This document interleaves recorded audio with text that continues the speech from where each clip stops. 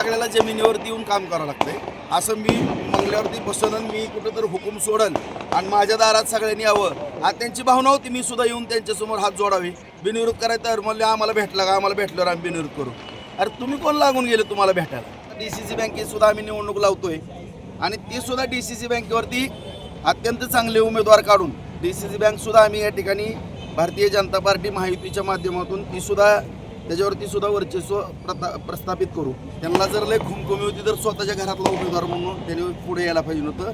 मग ही जी 118 आहे ना ती सुद्धा पडली नसती. आदरणीय देवेंद्र फडणवीस साहेबांनी मला सूचना केलेल्या होत्या की राजाभाऊ कुठल्याही पक्षाचा कार्यकर्ता असेल, नेता असेल, त्याच्याबरोबर तुम्ही सलोख्याचे संबंध ठेवा. कुणाच्याही दारात कधी जायची वेळ येईल सांगता येत नाही. ही निवडणूक आहे राजकीय आणि सगळ्यांच्या आशीर्वादानं ती आज पूर्ण होताना दिसते. जवळपास 483 मतं मिळत आहेत. विधानसभेला कसं सगळी भरून काढली. बाजार समितीला सुद्धा 18 पैकी 18, नगरपालिकेला 46 मताचं मताधिक्य, पंचायत समिती जिल्हा परिषदला सुद्धा 6 पैकी 6, 12 पैकी 12, 57,000चं मताधिक्य या ठिकाणी माझ्या मतदारसंघामध्ये सुद्धा मिळालेलं आहे. आणि आज जिल्ह्यामधून सुद्धा एवढं मोठं मताधिक्य मला देऊन या ठिकाणी माझ्यावरती जो विश्वास सर्व मतदार बंधू भगिनींनी टाकलेला आहे. संपूर्ण जिल्ह्याची भावना होती की राजाभाऊ राऊत सारखा कार्यकर्ता आमदार व्हावा. नक्कीच सगळ्यांच्या आशीर्वाद झाला. आणि मोहिते पाटील असं म्हणाले होते की अदृश्य शक्ती आमच्या पाठीशी आहे आणि 16पेक्षा अधिक मतांनी आमचा विजय होणार आहे. अधिक मतांनी काय आता आपण सर्वांनी पाहिलं, आम्ही सुरुवातीपासूनच आदरणीय आमचे मित्र जयाभाऊ असतील, मी असेल, सगळेजण आम्ही सांगत होतो की तसा काही विषय नाही. कारण सगळ्यांबरोबरचे चांगले संबंध, सगळ्यांबरोबर आम्ही चांगल्या पद्धतीनं वागत होतो. त्यांच्या बाबतीत ही आज रामभाऊ जरी माझे या ठिकाणी सहकारी आहेत, त्यांच्यासमोर सुद्धा सांगतो की आदरणीय देवेंद्र फडणवीस साहेबांनी मला सूचना केलेल्या होत्या की राजाभाऊ कुठल्याही पक्षाचा कार्यकर्ता असेल, नेता असेल, त्याच्याबरोबर तुम्ही सलोख्याचे संबंध ठेवा. कुणाच्याही दारात कधी जायची वेळ येईल सांगता येत नाही. ही निवडणूक आहे, राजकारण आहे. त्यांच्याबरोबरही गेल्या 1.5 महिन्यापर्यंत माझे संबंध चांगले होते. परंतु एवढा युगो आणि मुझे गिनो ही दुर्दैवाची बाब आहे. एवढं दहशतीचं राजकारण किंवा एवढा युगो आम्ही पाहिलं त्यांच्या आदल्या दिवशी. आता सगळ्यांची इच्छा होती की माझ्यासारख्या कार्यकर्त्याला बिनविरोध करायची भावना होती.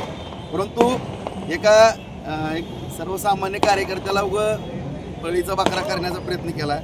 त्यांना जर लय खुमखुमी होती तर स्वतःच्या घरातला उमेदवार म्हणून त्यांनी पुढे यायला पाहिजे नव्हतं. मग ही जी 118 आहे ना ती सुद्धा पडली नसती. अशा परिस्थितीचा निकाल राहिला असता. आणि या ठिकाणी मी कुठलंही म्हणजे कुणाचेही आम्हाला उन्हे धुणे काढायचे नाहीत. या ठिकाणी जर आमचे काढायला लागले तर मग आम्ही आमच्या पद्धतीने खंबीर आहोत. दुसरा मुद्दा एवढाच आहे की या ठिकाणी आदरणीय फडणवीस साहेबांच्या, शिंदे साहेबांच्या, सुनीत्राताईंच्या मार्गदर्शनाखाली जयाभाऊंच्या सहकार्याने पहिल्या दिवसापासून अत्यंत चांगल्या पद्धतीने विकास करण्याच्या दृष्टिकोनातून आम्ही काम या ठिकाणी पहिल्या दिवसापासून सांगताय की तुम्ही अकलूजमध्ये सभा घेणार आहे. सभा कधी असणार आहे? नक्की सभा अधिवेशन झाल्याबरोबर एक अत्यंत महत्त्वाची चांगली सभा होणार आहे. कारण मला घेणं गरजेचं आहे. त्यांनी ही निवडणूक विधान परिषदेची होती, नेली DCC बँकेवरती. आता DCC बँकेत सुद्धा आम्ही निवडणूक लावतोय आणि ती सुद्धा DCC बँकेवरती अत्यंत चांगले उमेदवार काढून DCC बँक सुद्धा आम्ही या ठिकाणी भारतीय जनता पार्टी महायुतीच्या माध्यमातून ती सुद्धा त्याच्यावरती सुद्धा वर्चस्व प्रस्थापित करू. कारण आपण पाहिलं की गेली 16-17 वर्ष झालं DCC बँकेचा लढा आहे. माझा कुठलाही त्यामध्ये स्वार्थ ना, आपण सर्वांनी पाहिलं असेल. मी 1 लाख रुपयाचं कर्ज सोसायटीसाठी घेतो आणि तेच भरतो, नवं जुनं करतो. कर्ज तर सगळ्याला लागतंय. मला पण नॅशनल बँकेचं कर्ज आहे. ह्यांना कर्ज घ्यायला आम्ही अडवलं नाही. सहकार चळवळ जुन्या जाणत्या माणसांनी भरपूर काम केलेलं, चांगली बँक चालवली होती. परंतु दुर्दैवानं ही मोठी टोळी त्या ठिकाणी घुसली आणि खास करून हे जे आम्हाला बोलतात ते तुम्ही पाहिलं असेल आता व्हॉट्सअप, फेसबुकवरती सुद्धा की ह्यांनी कशा पद्धतीने बँकेचा दुरुपयोग केला, काय केला आपल्या सगळ्याला माहिती आहे. आणि माझ्यावरती मी काय केलं, शेतकऱ्याची बँक वाचवली. 2600 रुपयाच्या ठेवी झालेल्या होत्या, त्या 6,500 कोटीपर्यंत नेले. हा काय गुन्हा आहे का?